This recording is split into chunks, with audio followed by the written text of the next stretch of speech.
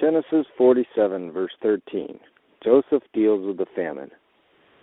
Now there was no bread in all the land, for the famine was very severe, so that the land of Egypt and the land of Canaan languished because of the famine. And Joseph gathered up all the money that was found in the land of Egypt and in the land of Canaan, for the grain which they bought. And Joseph brought the money into Pharaoh's house.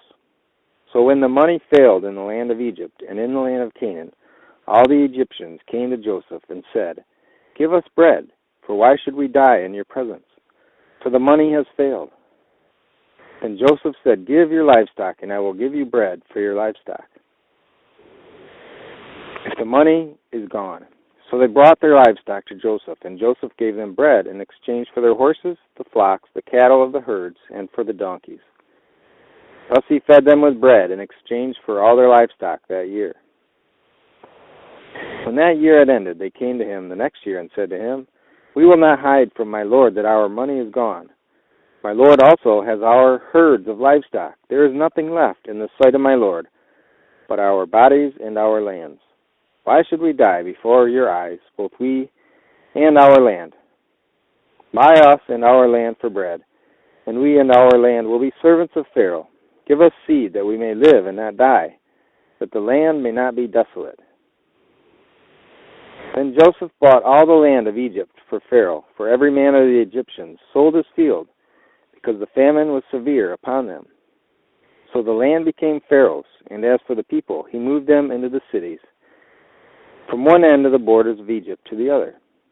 Only the land of the priests he did not buy, for the priests had rations allotted to them by Pharaoh, and they ate their rations which Pharaoh gave them.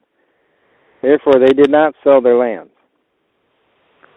And Joseph said to the people, "Indeed, I have bought you and your land this day for Pharaoh. Look, here is seed for you, and you shall sow the land, and it shall come to pass in the harvest that you shall give 1/5 to Pharaoh. 4/5 shall be your own, as seed for the field and for your food, for those of your households, and as food for your little ones." So they said, "You have saved our lives. Let us find favor in the sight of my lord, and we will be Pharaoh's servants."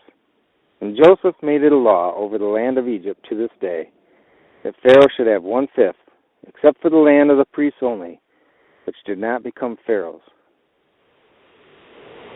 Verse 27, Joseph's vow to Jacob. So Israel dwelt in the land of Egypt, in the country of Goshen. And they had possessions there, and grew and multiplied exceedingly. And Jacob lived in the land of Egypt 17 years. So the length of Jacob's life was 147 years.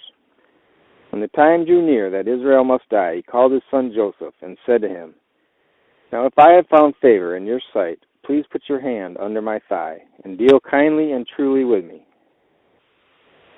Please do not bury me in Egypt, but let me lie with my fathers. You shall carry me out of Egypt, and bury me in their burial place." And he said, "I will do as you have said."